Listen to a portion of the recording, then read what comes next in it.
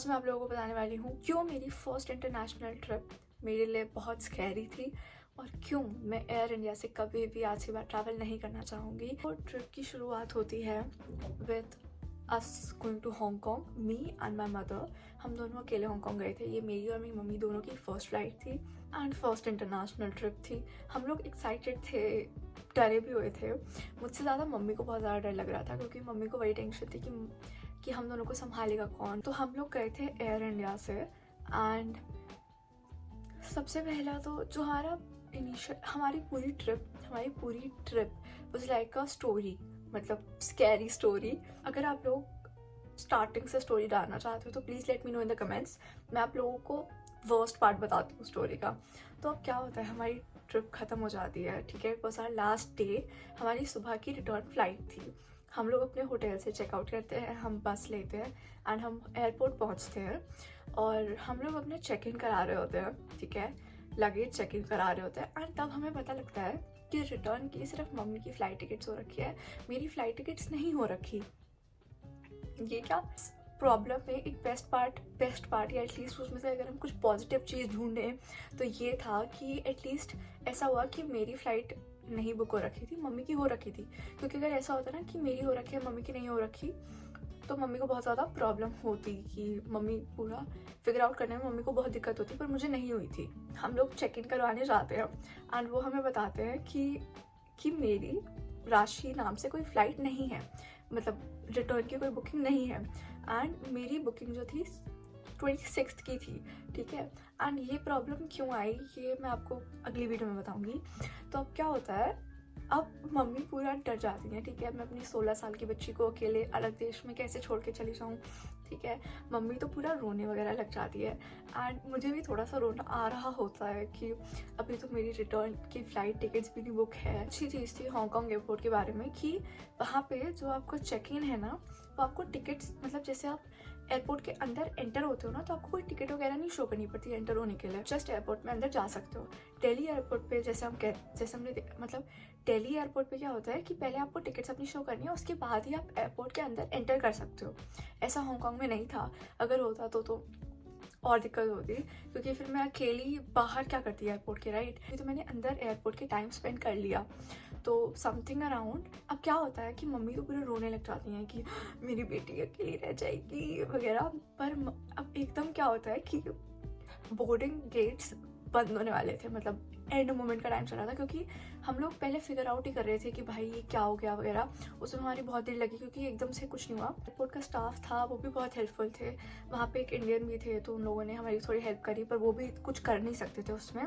हम लोगों ने एयर इंडिया हेल्पलाइन पे कॉल करा, उधर भी कुछ नहीं करा उन लोगों ने, ठीक है।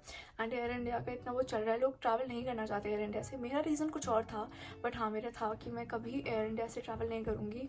एंड अब क्या होता है क्योंकि उन लोगों ने ना कुछ, हमने कॉल करा हेल्पलाइन वगैरह पे, उन लोगों ने कुछ ऐसा वो कुछ भी नहीं करा। एट दी एंड मम्मी को मैंने बोर्डिंग पास दिलवाया, मम्मी चली गई, ठीक है। उसके बाद मैं वहीं पे थी हांगकांग एयरपोर्ट पे, मेरी कोई रिटर्न की फ़्लाइट्स बुक नहीं है, मेरे पास सिर्फ एयरपोर्ट के अलावा कहीं जाने को जगह नहीं है एंड मैं एयरपोर्ट पे ही थी। और उसके बाद ना और एक और दिक्कत क्या हुई थी, जो वो टाइम था ना, it was something around 9 in the morning हमारे यहाँ पर हांगकांग के वहाँ। एंड यहाँ का टाइम पता नहीं 2 घंटा आगे या पीछे कुछ था, मैं भूल गई। तो बट जो वो टाइम था ना, वो वाला पर्टिकुलर टाइम इन इंडिया, वो पापा का बहुत बिजी टाइम होता है, मतलब उस टाइम पे पापा को टाइम नहीं मिलता है ऐसा कुछ, मतलब काम के रिलेटेड बहुत बिजी टाइम होता है। तो पापा भी मेरे लिए रिटर्न की टिकट्स चेक नहीं कर पा रहे थे क्योंकि पापा भी बिजी थे, ठीक है। अब क्या हुआ कि मुझे रोना आ रहा था पर मैंने अपने आंसू अंदर ही अंदर घुसा लिए, क्योंकि अगर मैं रोने लग जाती ना फिर मम्मी को और ज़्यादा टेंशन होती कि अकेली वो वहाँ रो रही है। कम से कम मैंने ये, मतलब मैं खुश थी, ठीक है।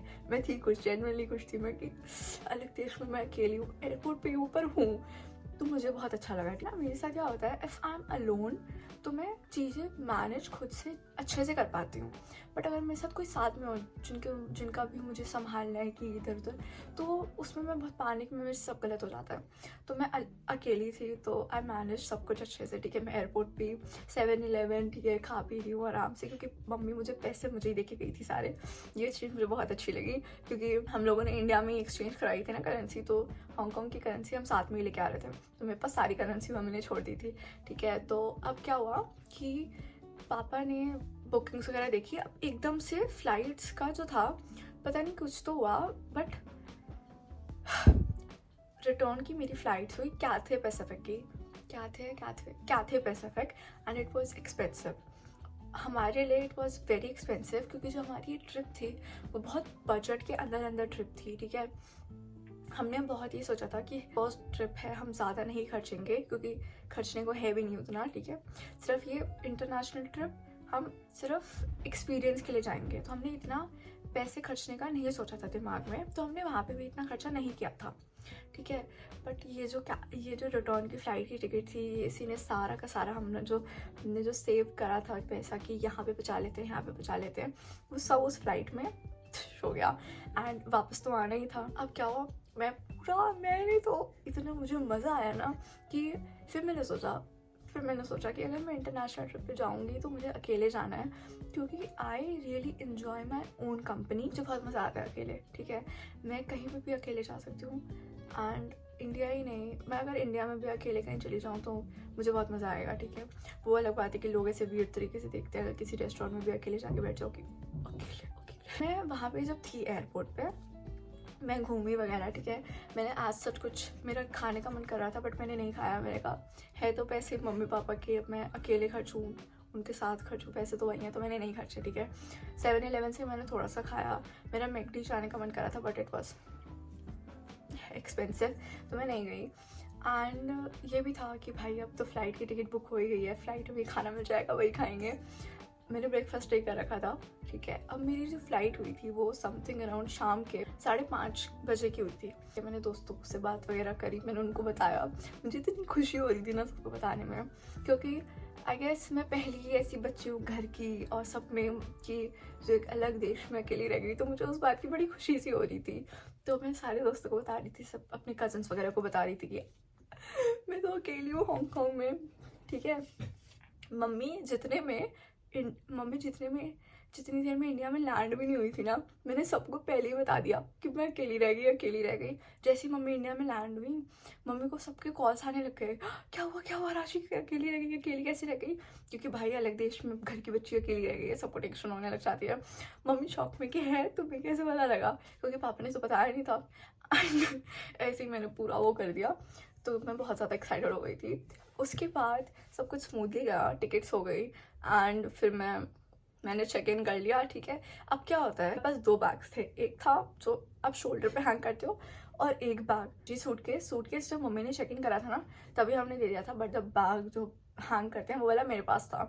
एंड इट वॉज बहुत ज़्यादा भारी, पता नहीं वो क्यों नहीं करवाया हमने चेक इन, बहुत ज़्यादा पैनिक्ड थे इसलिए, पता नहीं क्यों। जब मैंने अपने बोर्डिंग पास लिए तो यही सोच के करा था कि मैं अपना बैग ही अपने साथ ही लेके जाऊँगी, ताकि मेरा जब आप लगेज कलेक्ट करते हो ना, तो मेरा इंडिया में लगेज कलेक्ट करने में टाइम वेस्ट वगैरह ना हो। एक बैग के लिए क्या इतना टाइम लगाऊंगी उसमें, तो मैंने अपने साथ ही रखा, ठीक है। अब ना क्या हुआ कि जो बैग्स थे वो मैंने नहीं, मम्मी ने पैक कर रहे थे। मम्मी ने उसमें मॉइस्चराइज़र, ठीक है, भरे हुए मॉइस्चराइज़र, परफ्यूम, सब कुछ, सारा लिक्विड से भरा पड़ा सामान उस बैग में भर दिया। फिर मुझे नहीं पता था कि मेरे बैग में बहुत सारा लिक्विड भरा पड़ा है, इतनी सारी बॉटल्स। तो मैं चली गई, मेरे हाथ में सिर्फ एक कॉफ़ी थी, ठीक है। तो अब मैं जब अंदर जाने लगी ना, मैंने ध्यान दिया कि ओह मेरे पास कॉफ़ी है, तो मैंने उनसे पूछ के मैंने कहा कि कॉफ़ी मैं ख़त्म करके चली जाऊँ। उन्होंने कहा हाँ वगैरह, मतलब वही इंग्लिश वगैरह में मैंने बोला, मैंने पी लिया कॉफ़ी और फिर मैं अंदर गई, ठीक है। अब जब आपका वो लगेज वो ऐसे चेक वाला वो होता है ना, वो टाइम आया, उन्होंने करा मेरे बैग, फिर उन्होंने साइड लेके जाके खोला। मैं वो तक हो गई मुझे कि भाई खोल क्यों रहे मेरा बैग, की मतलब ऐसा क्या निकल गया मेरे बैग में, क्योंकि मुझे लिक्विड का नहीं ध्यान था। उन्होंने एक एक करके मेरे मॉइस्चराइज़र, परफ्यूम, सीरम, सारी जो लिक्विड से भरी पड़ी बोतलें थी सब निकाली उन्होंने। अब उन्होंने ना ये देखा कि छोटी बच्ची है, तो उन्होंने कुछ नहीं कहा मुझे, ठीक है। तो मैंने रील्स वगैरह में ये देखा है कि अगर ऐसा लिक्विड बहुत सारा निकले या लिक्विड निकलता है ना, तो वो लोग फेंक देते हैं उसे डस्टबिन में। उन्होंने मेरा नहीं फेंका, उन्होंने मुझसे पूछा do you want to throw this, और इसको या फिर आपको चेक इन करना है। तो मैंने बोला ऑब्वियसली भाई चेक इन नहीं करूँगी, इतना सारा सामान है, फेंकूंगी तो नहीं मैं। तो उन्होंने फिर मेरी हेल्प करी, उन्होंने पूरा अंदर डाल दिया मेरा सामान। फिर उनमें से एक जो है वो मेरे साथ, आई डोंट नो उनको क्या बोलते हैं भाई, तो उनमें से एक मेरे साथ गई, ठीक है। उन्होंने मुझे कहा कि या तो आपसे पैसे लेंगे वो इसको वापस चेक इन करने के लिए, क्योंकि आपने बोर्डिंग पास ले लिया, अब आप फिर से जा रहे हो, या तो ऐसे ही कर देंगे। बट उन्होंने ऐसे ही कर दिया, ठीक है। मेरा हो गया बैग चेक इन। फिर मैं अंदर गई, ठीक है। अंदर मैंने घुसती कहीं मैं इधर उधर नहीं भटकी, क्योंकि यार मैं अकेली थी, ठीक है। मैं सोच तो रही थी कि एयरपोर्ट एक्सप्लोर करती हूँ, पर मुझे थोड़ा सा डर भी लग रहा था कि यार ये एयरपोर्ट एक्सप्लोर करने वाला मेरा मूड है ही नहीं है अभी। तो मैंने गेट ढूंढा अपना, मैं जाके गेट पे बैठ गई। 3 घंटे कम से कम मैं गेट पे बैठी रही। जब मैं लाइन में खड़ी थी ना, मैं प्लेन में बोर्ड कर रही थी, तो मैं लाइन में खड़ी थी ना, तो वहाँ पे एक और इंडियन फैमिली थी। तो मैं मम्मी से कॉल पे बात कर रही थी, तो उन्होंने मुझे सुन लिया था बात करते हुए। फिर जब मैं फ़्लाइट में बैठ जो मुझे पता नहीं था वो लोग कौन है, ठीक है। अब जब मैं फ़्लाइट में बैठ गई ना, तो वो लोग मेरे पास पे बैठे थे, अंकल आंटीज़ थे बहुत सारे, वो लोग ट्रिप पे पता नहीं शायद जापान वगैरह से आ रहे थे। तो उन्होंने मुझसे पूछा बेटा आप सोलो आए हो क्या। मैंने कहा, उनको लगा मैं पढ़ाई करने आई हूँ और मैं घर वापस जा रही हूँ। तो मैंने कहा नहीं। फिर मैंने उनको बताया कि ऐसे ऐसे जैसे मैंने जो आप सब लोगों को बताया। बट यहाँ ऐसे मैं हांगकांग में अकेली रह गई थी, और मैं क्यों एयर इंडिया में कभी नहीं जाना चाहूँगी।